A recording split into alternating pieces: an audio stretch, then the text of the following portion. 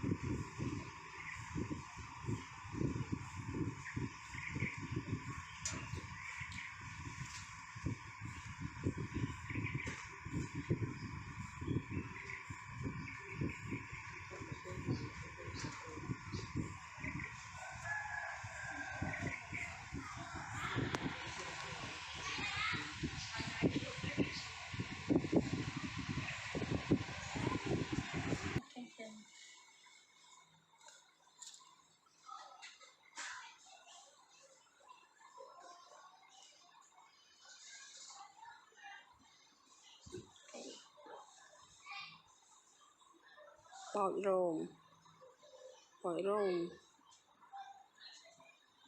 là phương thứ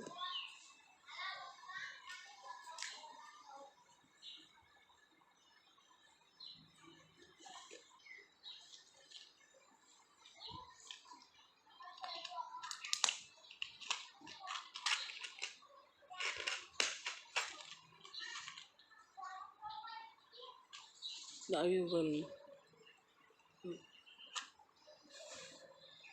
đã tròn để không lấy vườn không tôm làm cùng bằng tiền bỏ cho rồng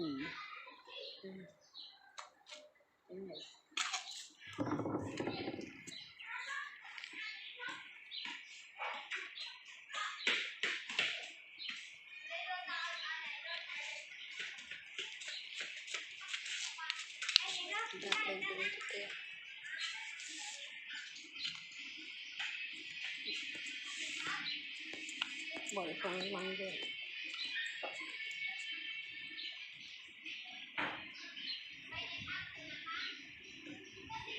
thì bỏ gì đấy chứ rồi này bỏ nhóm tìm trẻ màu này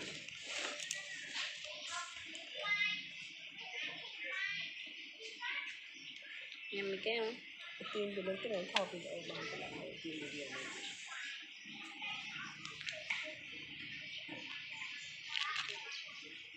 họ đặt trên sạc đây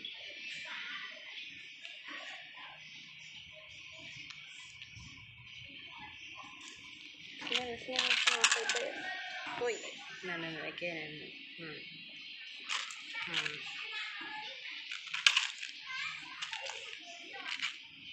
bạc cái này can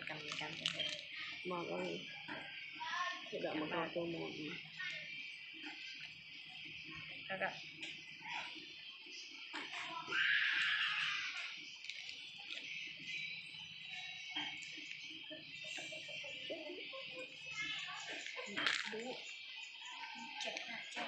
rồi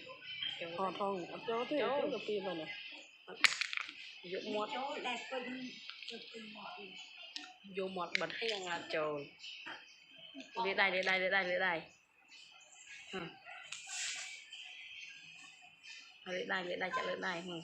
chặt lai này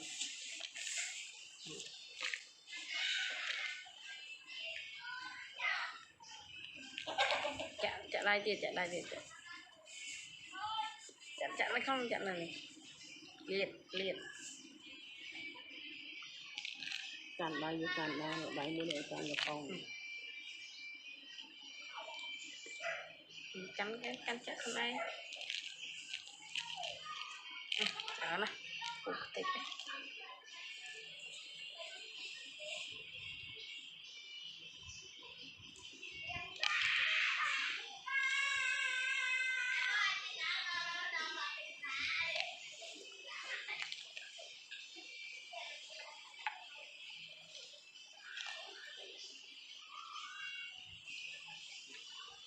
cắn cái crom cái bột con rồi crom với crom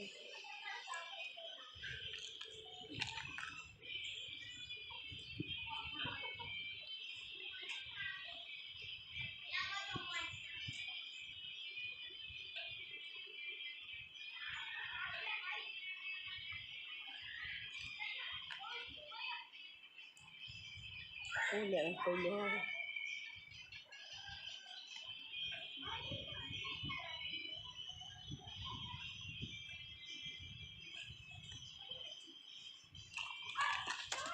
nó ăn tới thì chặt về là kia nghiêm là không này không cắn cục thịt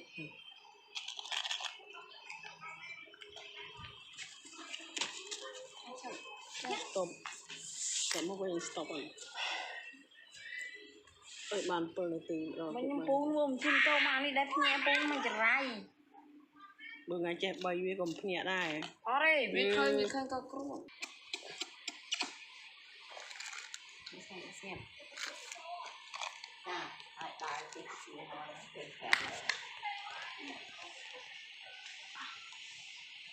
mana itu chân rồi đặt cái sim cục tịch đại chương máu nó sim